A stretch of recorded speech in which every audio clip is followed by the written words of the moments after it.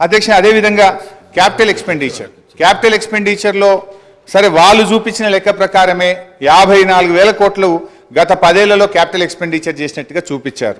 కానీ తెలంగాణ రాష్ట్ర ప్రభుత్వం వచ్చిన తర్వాత గత 9 ఏళ్లలో 3,36,916 కోట్ల రూపాయల క్యాపిటల్ ఎక్స్పెండిచర్ జరిగింది. కానీ దీన్ని చూపించే ప్రయత్నం చేయరు. అంటే ఇలా ఎంత క్యాపిటల్ ఎక్స్పెండిచర్ జరిగింది, ఎటుపోయింది డబ్బంతా కూడా అంటే రేపు రాష్ట్ర అవసరాల కోసం, రేపటి భవిష్యత్ తరాల కోసం మేము ఆస్తుల కల్పన చేసేటువంటి ప్రయత్నం చేసినాం. కానీ వాళ్ళ దాంట్లో మరి ఇంత పెద్ద ఎత్తున క్యాపిటల్ ఎక్స్పెండిచర్ జరిగింది అని ఆ నివేదికలో చూపెట్టకుండా ఒక పక్షపాతమైనటువంటి నివేదికను చూపెట్టే ప్రయత్నం చేసినారు. ఈ పేపర్ కూడా కావాలంటే మీ ద్వారా వారికి పంపిస్తాను అధ్యక్ష. అదేవిధంగా అధ్యక్ష SOTR రాష్ట్ర ప్రభుత్వ సొంత ఆదాయ వనరుల అభివృద్ధిలో ఇవాళ దేశానికే తలమానికంగా తెలంగాణ రాష్ట్రాన్ని నిలిపినాం అధ్యక్ష. ఇవాళ దక్షిణ భారతదేశంలో 15.6% వృద్ధి రేటులో తెలంగాణలో స్వంత ఆదాయ వనరుల వృద్ధిలో ఈ దేశంలో తెలంగాణ నంబర్ 1 స్థానంలో నిలిపిన దాన్ని ఎక్కడ ఇందులో చూపించేటువంటి ప్రయత్నం చేయలేదు అధ్యక్ష.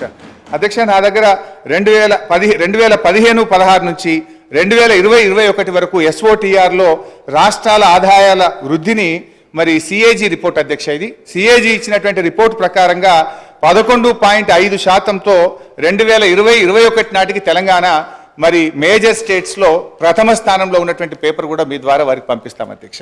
అంటే మన ఆదాయం ఎట్లా పెరిగింది, మన ఆస్తుల కల్పన ఎట్లా పెరిగింది, మన క్యాపిటల్ ఎక్స్పెండిచర్ ఎట్లా చేసినాము అవేవి చూయించకుండా కన్వీనియంట్గా ఒక మిస్లీడ్ చేసేటువంటి ప్రయత్నం ఈరోజు ప్రభుత్వం చేస్తూ ఉంది అధ్యక్ష. అట్లే మెడికల్ అండ్ హెల్త్ దాని విషయంలో కూడా ఏదో మనం తక్కువ ఖర్చు పెట్టామని, వాస్తవానికి అధ్యక్ష మెడికల్ అండ్ హెల్త్ విషయంలో చూస్తే 2014-15లో మన రాష్ట్ర బడ్జెట్ 2,432 కోట్లుంటే ఈ సంవత్సరం మన బడ్జెట్లో పెట్టింది 12,161 కోట్లు, అంటే దాదాపు 6 రెట్లు పెంచినాం అధ్యక్ష. అట్లా డీటెయిల్గా ఇయర్ వైజ్ కూడా ఉంది అధ్యక్ష. 2014-15లో 2,432 ఉంటే 15-16 3,344, 16-17 5,130. I don't want to take much time, but finally 12,161 కోట్ల రూపాయలు పెట్టి వైద్య ఆరోగ్య రంగంలో అద్భుతమైనటువంటి ప్రగతిని మనం సాధించినాం అధ్యక్ష. అదేవిధంగా అధ్యక్ష ఇందులో కొన్ని కారణాలు కూడా ఉన్నాయి.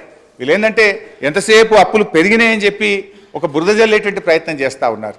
ఇలా కరోనా వచ్చింది అధ్యక్ష. కేంద్ర ప్రభుత్వమే కొన్ని ప్రత్యేక పరిస్థితుల్లో కరోనా వచ్చిన 2 ఆర్థిక సంవత్సరాల్లో అన్ని రాష్ట్రాలని, దేశంలోని అన్ని రాష్ట్రాల్లో కూడా మీరు మరి మీ ఆదాయం తగ్గింది కనుక మీ రుణ పరిమితికి మించి మరి డబ్బు తీసుకొని రాష్ట్రంలో క్యాపిటల్ ఎక్స్పెండిచర్ చేయండి అని చెప్పి కేంద్ర ప్రభుత్వం వెసులుబాటు కల్పించింది అధ్యక్ష. దాంట్లో చూస్తే అధ్యక్ష డిస్కామ్ లోన్స్, ఈ డిస్కామ్ లోన్స్ కేంద్ర ప్రభుత్వం తీసుకోవడం ద్వారా అవి 8,923 కోట్ల రూపాయలు మన అప్పుల్లో జమ చేయడం జరిగింది. అదేవిధంగా ట్యాక్స్ డెవల్యూషన్లో 2019-20 సంవత్సరంలో ట్యాక్స్ డెవల్యూషన్ మీకు ఒక హక్కుగా రాష్ట్రాలకు వచ్చేటువంటి డబ్బు ఈ సంవత్సరం ఇవ్వలేకపోతున్నాం కనుక 1,435 కోట్ల రూపాయలని మీరు FRBMలో భాగంగా తీసుకోమని చెప్పారు అధ్యక్ష.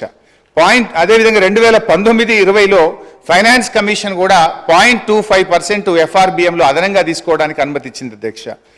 అదేవిధంగా 2020-21లో కరోనా సంవత్సరంలో 1.75% FRBMలో అదనంగా తీసుకోవడానికి, అంటే 17,558 కోట్లు మరి కరోనా వచ్చి దేశంలో ఆర్థిక మాంద్యం ఏర్పడింది.